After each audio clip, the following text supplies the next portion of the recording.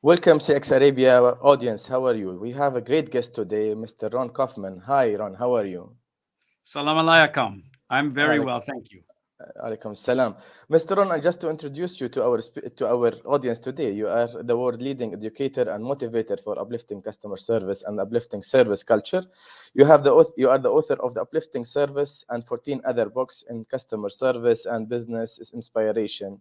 You are rated as the World Global 25 Hot Speakers by Speakers Magazine, and you have very high energy and high content presentation. You have been featured in New York Times, Wall Street Journal, Harvard Business Review, and for 5 years in a row now, congratulations on the recent even ranking Global Gurus as number one customer service guru. I have the pleasure to have you. You have a mission just to uplift the service and the quality of service and care in the world, including us here today. Thank you for joining us. Thank you so much for the kind introduction and the invitation to be with you and your listening audience. Thank you, Ron. I'm happy to have you here. You have been there for the 40 years. You have started, you have traveled across the world. You are in Singapore now since 1990. You have built a lot of, I would say, delighting entities and helping the leaders to uplift the service, actually. So talking about all these years of experience, how you see the customer service and customer experience revolution from where we started years ago till now, and especially you have a very good relations even in our region, and you're doing a lot of business everywhere globally. Yeah, I love the question, and I think I'm going to answer it in a way that I never have before. I'm going to take Great. this idea of evolution of service, which we can talk about, but I want to couple it to the phrase that you used, customer service. Yes. And sometimes people forget that in the word customer service, or in that phrase, there's actually two words. So one, of course, is the service provider, and their job is to take action to create value for the customer. But the customer also has a role to play. And the customer can play that role like, it's your job to serve me. You have to make me happy. Or customer the is customer always can right. say, you know what? I'm in a relationship with you as my service provider. And ultimately, we want to have a good working relationship together, which means both sides are getting value. Yeah, and I so think is where it the world changing? is today needs that more than ever before. Go ahead. Yeah, thank you. Yeah, great. So we used to know that customer is always right. What you are talking about now is customer should know that this is a relation between two entities, between two parties, and he has rights and he has few things to do, right? That's right. That's right. And you know, the customer may not always be right. Sometimes they're wrong. But the customer is always the customer. And as an example, the service provider can still make someone feel right, even when they're wrong.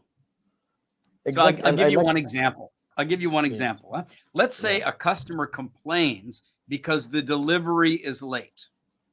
Yes. I've been counting on that delivery to come at a certain time, and my time is valuable, and your delivery is late. So you're the service provider. You go into your platform and you realize, no, actually, we agreed on a delivery time, and that time hasn't happened yet. In other words, we're right on schedule. So technically, the customer is wrong. But you don't say to the customer, excuse me, but you're wrong. No, that's not the thing. That's not the way to treat a customer. What you could say is, you know what? You've got a very good point. Speed counts, and your time is important. Let me look into this as quickly as possible and tell you what our status is. Okay, now the customer feels what? Feels appreciated, and he's wrong, but you are doing something to help me. Well, the customer doesn't even know he's wrong yet about the fact. Okay. He feels like, because you agree with him, like he's right. And he is right about the importance of his time and speed. That's fine. But then you can come back and say, oh, thank you so much for waiting. I know how valuable your time is. I just looked at the record. And, you know, actually, according to the what we agreed upon, the delivery is due by tomorrow at 2 p.m. And I'm delighted to let you know it's going to be right on time. In fact, it might even be an hour early. Excellent. Now, if you're the customer, how do you feel? I feel, yeah, I will feel. But I never made you feel wrong. Yeah. And there is this quote that when a customer don't win an argument, and this is the same way that you said it, just don't try to make him wrong and you will lose him because he That's should right. feel, as what you said, you are always right. right. So you need That's to, right. yeah, excellent. Yeah, no And I one like has the, nobody's ever won an argument with a Yeah. customer. Yeah. Because Yeah, by the because time you're arguing, you've already lost. exactly. And the way that you said it, this is what we need to have it. And I think you trained this on this in your programs, how to delight the customers, how to make them feel happy every time and delighted, so we can have it. And now we are talking about the experience in this part. So we have the revolution from the service to the experience. We have customers are not comparing you within your industry or your company. They are comparing you across different industries. And those That's right. giant players globally, they are just making everything very open, so you can do the comparison. So how we That's can right. see it, or how you can see it in general, how you want us to drive it, and so How we do can I want you to think about the exactly. evolution of service itself? So, Yeah. Mahir, let's bring up the slides and let me narrate this. In the old days, the service center is where you went when you had a problem. It was Yeah. called the repair center or the service and repair center. And, something was broken. And so these were the people who had spare parts and they had the labor. And that's what service meant. It was sort of at the end of the whole chain, like a Yeah. caboose on the end of a train, Yeah. But then service evolved. Let's go to the next slide. Yeah. You Where can. the issue, right, that's on my side. The issue was not recovery, it was satisfaction. Let's make sure the customer gets what they want. Let's make sure they get what they need. Let's make sure we satisfy their expectations. That was fine, but then a lot of companies learned how to do that. So the evolution went to the next level, like you said. Let's make the customer happy. Let's delight the customer. Let's be amazing. Let's have moments of magic. Okay, that's fine. But it wasn't always consistent. It often depended upon who was the actual service provider or what could we do that would be special for any one person. And so then companies went to the next level and said, what we need to do is actually be responsible for the overall experience from the very beginning when someone's learning about our service or our product to when they decide to try it, to then buy it, to then receive it, to then use it, to then The full improve journey. it, to then upgrade it, the overall life cycle and across different channels. But then people went to the next level. Companies said, I don't just want you to have a great experience and come back. I want your loyalty. And I want that loyalty to be not just your repeat purchase.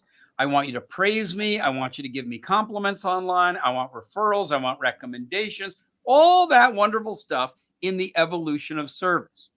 Now, the important thing to recognize is that today we're going to another level. Right now, the world has had plenty of everything you see on the screen, and the evolution of service is going to what I call authentic customer care. Now, what's unique about this is that care is the commitment to well-being. And remember where we started about customer and service together? Then when you've got authentic customer care, your customer knows you're committed to their future. You're committed to their well-being, but the customer is also committed to your well-being. So what we want to do is evolve all of our relationships to that point of mutual care for one another. Customers, colleagues, communities, the future, the environment, everyone. Excellent. So now we are going to, as what you called it, the customer care. So customer care, and I would say a new definition for what we are used to know, the customer care from the basic recovery and satisfaction.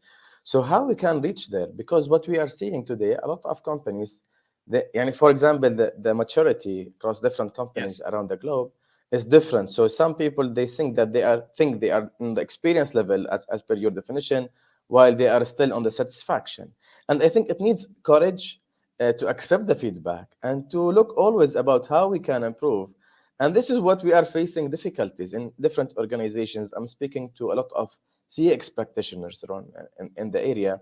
And all of us are just talking about this resistance from the management. So the first year we just launched the program, they will be happy about, we have a low scores. Next year, that you will go up to the good level because everyone getting attention. And once it reached to a level of bad scores, everyone will start blaming the measurements, the way that you measure and all this. And I think maybe because we are doing it wrong, we are having the score on them, and I don't know.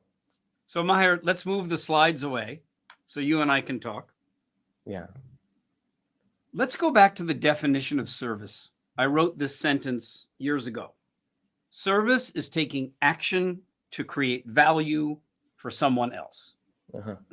That's what you and I are doing right now. We're recording this podcast so that you can share it with people in the Arabic speaking community. Yeah. We're taking action to create value for someone else. But my book is titled Uplifting Service. Yes. And what that means is taking the next action to create more value for the other person that you serve. Now, if you say what you want to do is take the next action, how do you know what the next action is? How do you know what the other person would value more than what you're giving them already today? And that requires a curiosity. And that requires asking good questions. And that requires listening very carefully. So one of the problems is that when management says, I want a score to be a certain level and I don't want any more complaints, you're just looking backwards to ask the customer, are you satisfied with what we have done? Are you going to give me a compliment for what I did? Are you complaining about what already happened? Rather than looking forward and asking questions like, what would you like us to do that we're not yet doing? What are we doing for you now that you want to be sure we continue to do? Please tell me, is there anything that we're doing today that you would like us to stop doing or change doing? But now you realize in each of those cases, you're asking proactively to find out what people value in the future that has not happened yet. Yes. Rather than only looking at your satisfaction scores, which are looking backwards, and then you're arguing and complaining about whose fault it is or what it means. That's the shift that needs to happen. And this is what we need just to understand how you can advise us or just give us a tips. How we can advise the management to have this kind of acceptance for feedback. I will tell you just a small example. I was one of the events. I used to work in customer experience for 11, 12 years now. And I started in the call center 18 years back. So when I started, I used to receive a lot of negative feedback and a lot of customers, they are fighting or just complaining. And we know that nothing is personal. So we have to take it and positively cool down all these techniques as a call center agent, I would say, then take it forward. And on this event, I just met one of the senior management of our customers in the government or B2B that I used to work. And when he started very aggressively. I just took a pause. I said, Maher, okay, cool down. Just do some mental yoga. You have to accept the feedback. Nothing is there. So when we take this one to the management, always they will start saying, no, the customer is not right. We have the power. We have this kind of monopoly. He cannot go. So we have this captive customer. I would say that he cannot have the right, and they will start challenging the way of the feedback. So we have to tell them, you need to uplift it or no. This is maybe the discussion. And so tell me, what's the question? The question is, they are not accepting the feedback when it's harsh. As what you said, you need how to educate them, how to uplift the service when we have this feedback coming again and again on a different points, not on the same point, for sure. Yeah, this may be difficult culturally and difficult for some people who see themselves as leaders, but what many of the best leaders in the world do is they make sure that they get down to the ground and they actually listen to and experience what's happening. So for example, if my company had a contact center or a call center, I would make it mandatory that every single person in a leadership position should spend at least one shift in the contact center every quarter. Excellent. Now, they might not be sufficiently trained to be able to actually take the call, but they should sit next to somebody who is and actually listen to what's coming in. Because if all they're getting is the accumulated report at the end of the quarter, then they don't have the emotional understanding.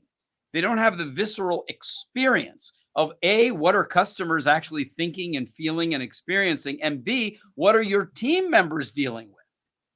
Which is absolutely essential for people in leadership to know and to have and to understand.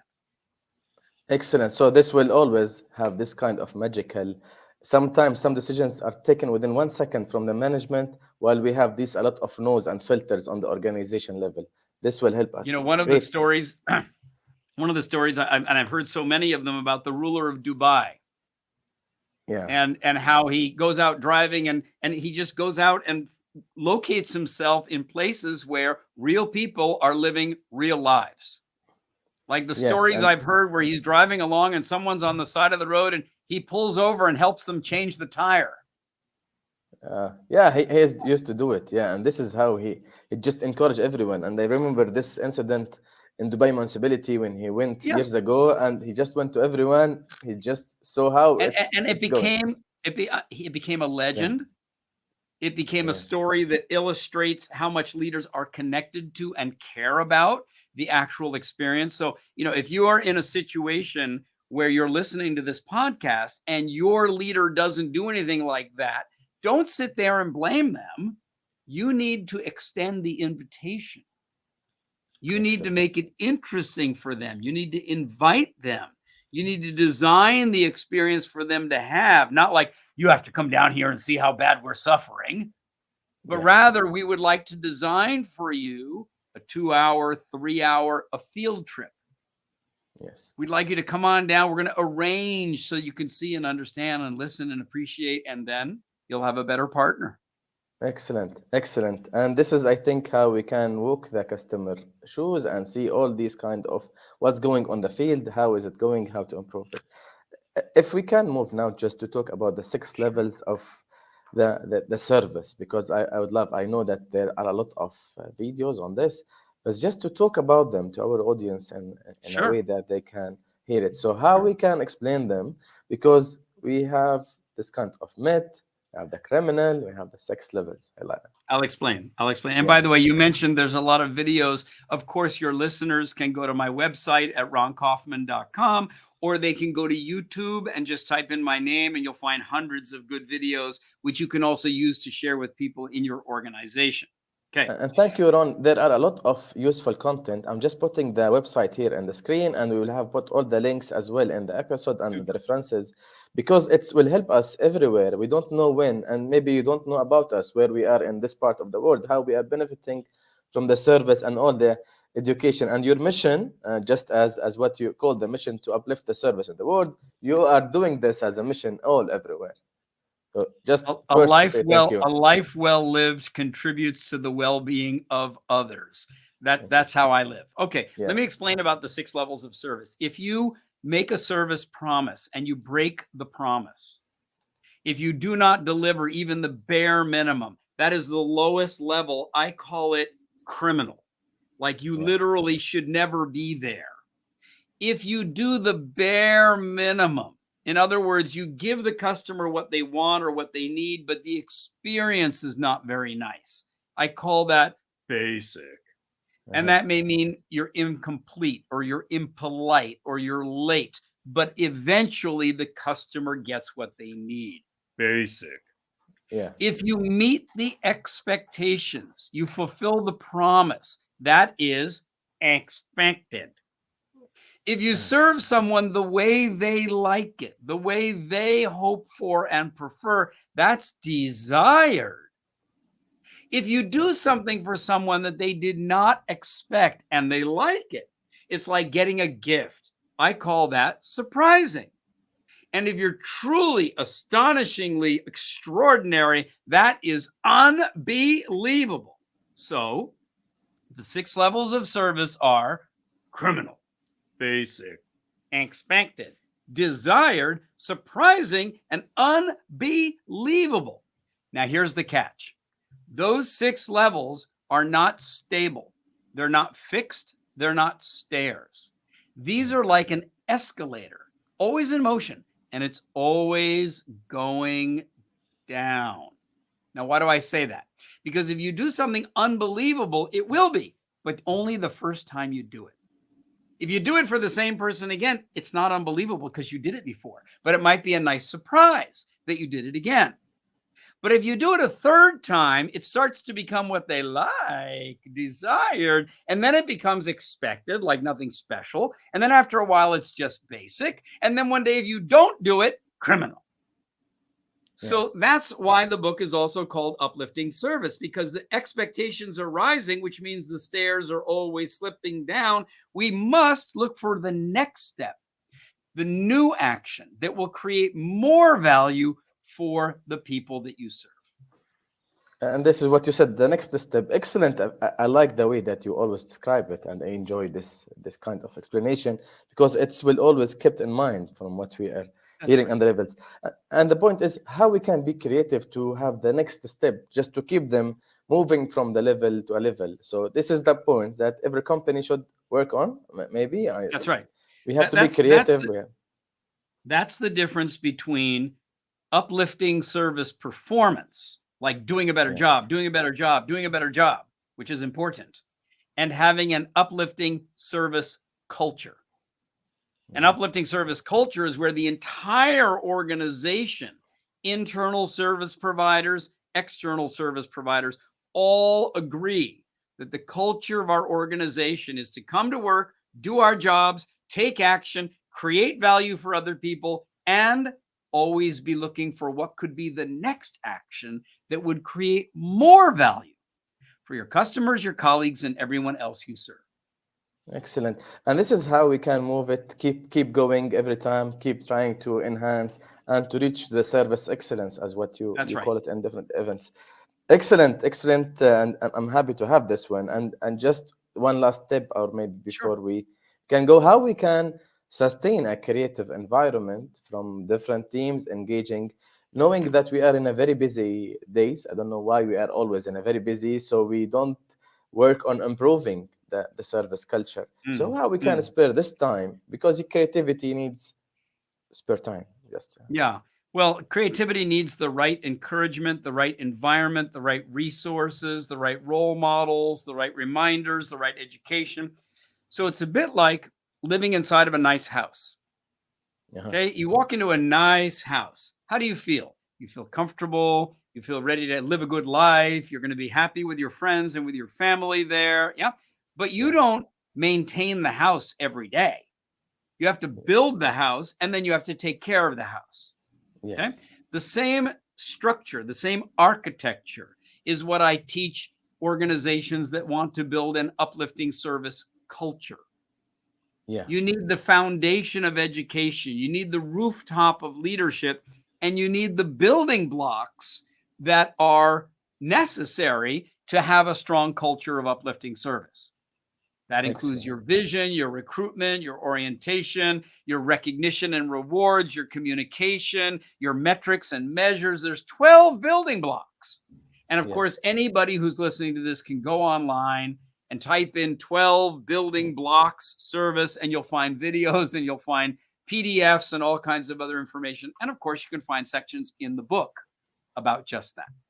Excellent. And what I like about the 12 building blocks, they are applicable for every time, every place, and everywhere, regardless. Maybe the book was written some years ago and still valid till now, because it's futuristic, I will say, and the components are similar. They are not changing every time. Maybe the name is changed, but the component and the feature or the name of it is the same. So we can follow these 12 building blocks, use them, and benefit to enhance the service culture. That is right. Thank you, Ron. The one last thing, if we have before we conclude, is what you advise our audience just to do. I advise them just to go to Ron Kaufman website and your website, Uplift Service, to get the book immediately, so we can work on that. The book you can get on Kindle, you can get it on Audible, you can get it from Amazon. And if you go to the website and you go down to the bottom of the first page, you can subscribe. Just type in your email address, and then several times a month, my team and I send out email with links to videos and links to reports and ebooks, and they're all free. Excellent. So the last thing is how to be in this service culture, how to enhance, how to reach to the unbelievable level. how we can do it, how we can start. Yes, today. well, let's be careful. Let's be careful, because unbelievable may be at the top of the 6 levels, but that does not mean it should be the standard that you aspire to achieve. Okay. Let me So explain. my mistake. Okay. No, it's not a mistake. It's just an understanding. Okay. Yeah. There are some businesses that should deliver unbelievable experiences every time. Can I give you an example? Yeah. A wedding planner. Yes. Okay. A honeymoon resort. Yeah. Okay. But for you and I, if you say my standard is going to be unbelievable, you're probably going to go out of business. We'll be burned out maybe, and we cannot, Okay, so yeah, we'll be out. Yeah. So what should be the standard? The ideal standard everybody gets all the time, consistently, is when people are served the way they like it. That's the desired level. Okay. Now, when you can surprise somebody, of course, go ahead and do it. Surprise. When you can do something unbelievable, great, make it happen. But you don't want to slip below expected, because then you're losing value. You're destroying value rather than creating value. So that's why I say if your standard is desired and you slip to expected, you can still step back up. But if you say our standard is to do what's expected, the moment you slip, you're destroying and degrading service value. Excellent. So we should target the desired so we can keep enhancing. Thank you, Ron. It was You're my very pleasure welcome. to have you here, and looking forward to see you here even in Saudi Arabia and in the region more and more. Thanks for this Inshallah. opportunity, and looking forward. Thank you, Ron.